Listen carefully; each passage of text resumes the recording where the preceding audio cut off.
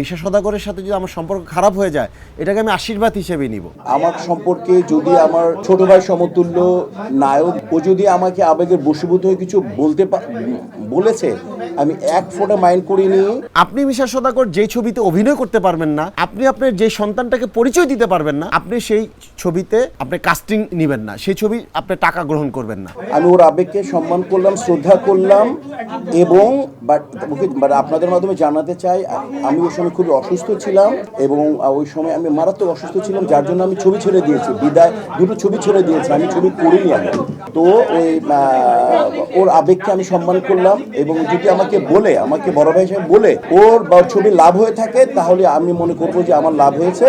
but ও যাই বলেছে, ওকে আমি শ্রদ্ধা করলাম, সম্মান করলাম, এবং আমি মনে করি